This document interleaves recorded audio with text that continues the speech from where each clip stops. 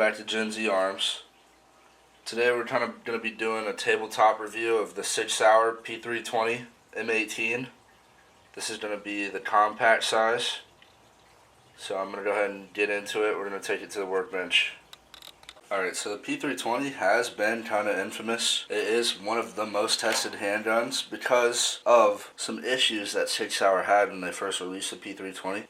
It was adapted by our military and a lot of law enforcement when it came out. This was part of the, I believe, that military testing between the Glock 19X, this, and I think there was something else as well. Our military ended up adapting the M18 and the M17 variant into the military, and I remember somewhere around 2017, I think there was a lot of drop firing issues, so people became very aware of how the problems in this gun could come along. Now, I'm kind of just going to do like a glance at it and tell you my first impressions and what I think when I look at it. I do really like the shape of the grip. It's kind of got, I wouldn't really say it's got palm swells, but the shape of it makes it feel like it fits your palms better than just like a flat grip. The stippling on it is very nice. You can see it's very textured. If you did a good handle there, you're not getting that taken out of your hand. Mag release, very exposed mag release. I mean, it'd be impossible to miss this. Very nice mag release. I like the shape of it. Super nice function. I do really like that these have manual safeties. You don't really see that on many handguns nowadays, except for like a Taurus, a Beretta, stuff like that. Then obviously you have the under Picatinny rails, so you can mount attachments on it, laser, flashlight. And then you got this curved face trigger. I believe it's a 6-pound trigger that it comes with. And something that the gun does come with is the optic ready system. Now, this one compared to other pistols is definitely a lot harder to take apart.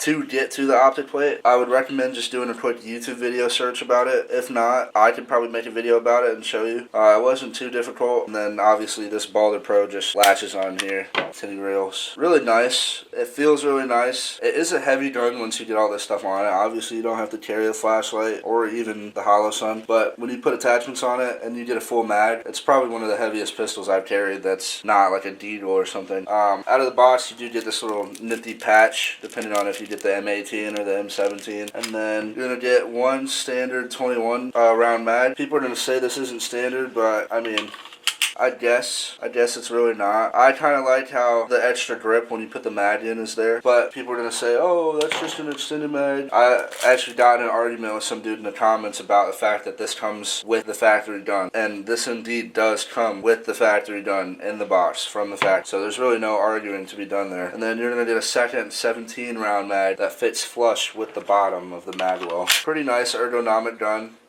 It's got the kind of 50 shades of FDE going on, different colored trigger, different colored slide, different colored frame. Really nice. It shoots super flat. I personally have never had any issues with drop firing, or really the only thing I've ever had issue-wise is it's pretty touchy on what ammo it likes. I believe I was shooting 115 grain, and it wasn't really taking to that ammo very well. I had a few jams. I mean, for the price, it's a pretty nice weapon system. Out the door, I think you're looking at around $700. That's optic ready, flashlight, laser attachment ready, obvious, and get a 21 round mag. I mean, that's pretty decent. As for all the issues with Sig, I know that Sig has been a pretty infamous company. I know that they've had a lot of scandals and issues, but if we all pay attention, Sig is probably one of the biggest, if not the biggest weapons manufacturer, except for, I guess, Glock. But the Sig P320 M18, very nice. I would recommend buying it.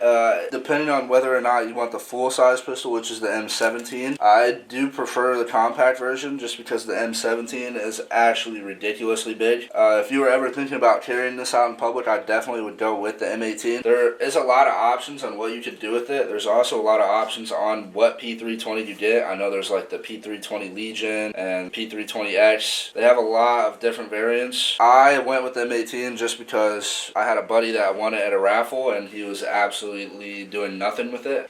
He won it and it sat in his closet for like 2 years. Didn't touch it at all, and I actually drove up to his state and I purchased it from him, and I was able to shoot it first, so I was the first person to shoot this weapon. Brand new out of the factory. Super nice. I mean, my first reactions were exactly how I'm telling you right now. I knew I liked it, but that was obviously before I had the red dot and the flashlight attachments. Now, this is probably one of my top 3 guns. I definitely would grab this if shit hit the fan. Shoots super flat, especially with the weight of the flashlight, and a full mag, of course. Everything else, I can't really really complain about. Going back a little bit to the optic systems, the reason I said the optic plate is annoying to get off is because you have to take this pin out right here, and this is kind of like a pressured pin. So you have to take the slide off, push this in, get this back plate off, and that slides out and undo the screw right here for the optic plate. Not a terrible thing to really have to do, but as far as like extra steps compared to how other pistols optic plates work, it's definitely something different. So I'm kind of gonna do a little series here, and I'll probably end up making a playlist of tabletop reviews of all of the guns that I have. They are gonna be separated, and I'm kind of gonna do like a deeper dive into them, because I know if you look down below to my gun collection video, I kind of did like a brief explanation of all of the guns that I have, but it's not gonna be as in depth as this. I'm kind of just going through everyone, telling you what I like. One thing I know I did miss about the M18 is that it does have front and rear slide serrations, which is really nice, and they're slanted, so you know, if you ever get in a bad weather situation, that is grippy. You're not going to miss that.